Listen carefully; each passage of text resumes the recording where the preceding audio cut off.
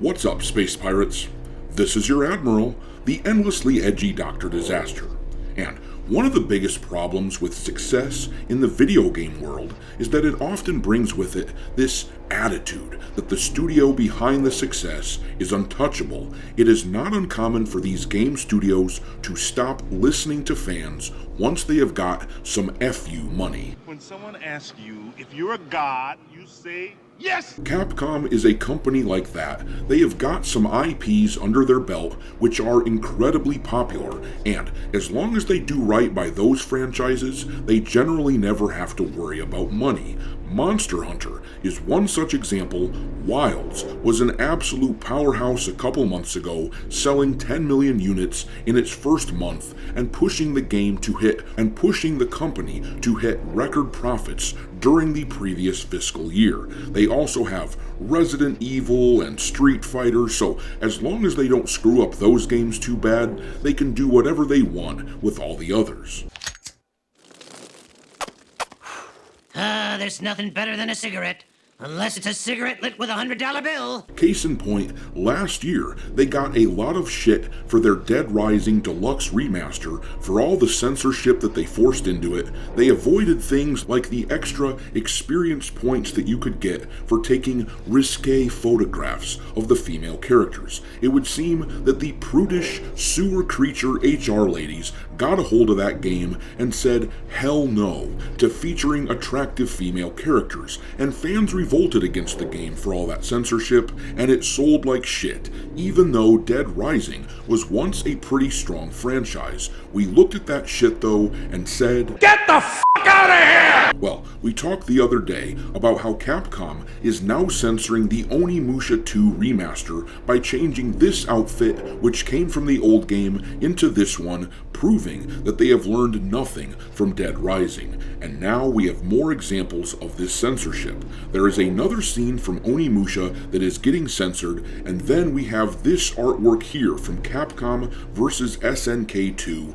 This Japanese company mindlessly censored their art in order to appeal to the joyless hags in the West. They think this is what their audience wants, but that is because they have confused their audience with the modern audience.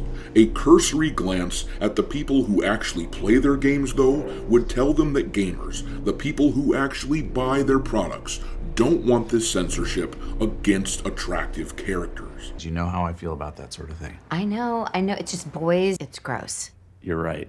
It is gross. And the worst part is, that little girl grinding and dry humping the fucking stage up there, that's somebody's daughter up there. I was just gonna say that. I just wish your friends were as mature as you. They are mature, actually. Paging Dr. Faggot! Dr. Faggot!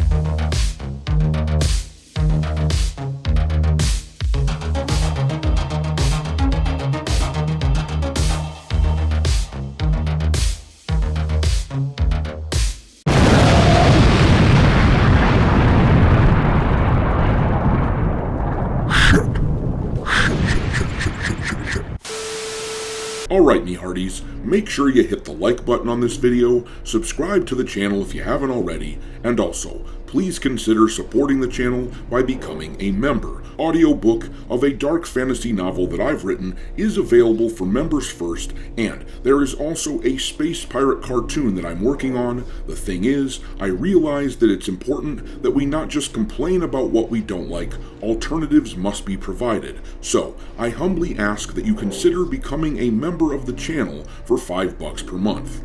Anyhow, let's look at what Capcom has done with this censorship.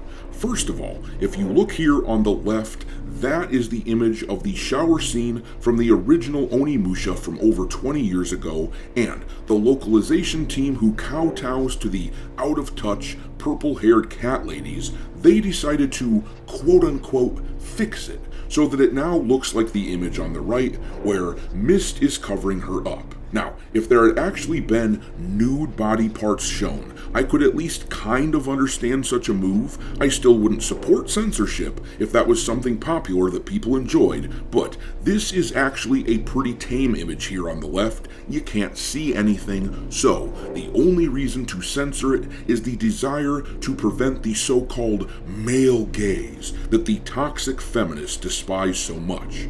And this, combined with the censorship of this outfit here, which I talked about last week, has helped to bolster the negative reputation that Capcom has earned regarding their remasters and remakes. People generally expect these games to be shadows of their former selves, and they don't generate anywhere near the level of hype that they might have if the localization teams would stop forcing their views onto gamers. If you look here, Onimusha is set to release in less than a week, and the game has barely cracked the top 1,000 bestsellers on the Steam platform, despite being based on a beloved old title.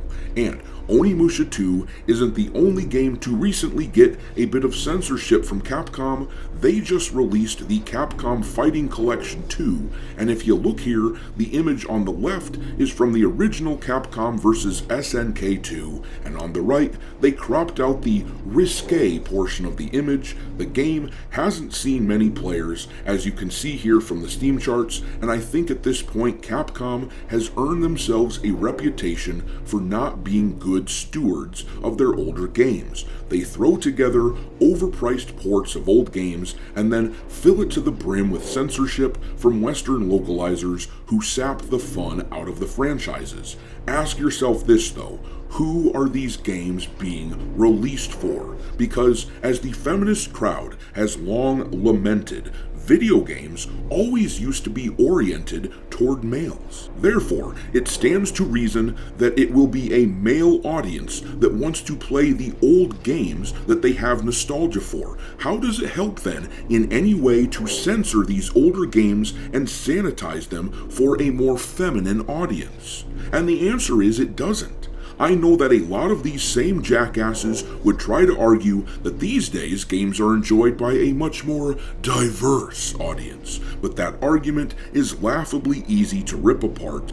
Don't make me tap the sign. I have used this chart here numerous times to make my point about the demographics of gamers, but I have no problem doing it again. This chart here is a survey that was done by Nintendo last fall, where they asked responders to tell us their age and gender. And as you can see at the bottom of the chart, the staggering majority of gamers, in fact 86%, are males, and Nintendo is generally aimed at a younger crowd, so you would think that all the efforts of the woke people in the past few decades to push girls to be interested in things that boys like to do would have a stronger effect on Nintendo than other platforms. But no, 86% of the people who play the Nintendo Switch are dudes. You don't have to like that fact, but it is in fact a fact.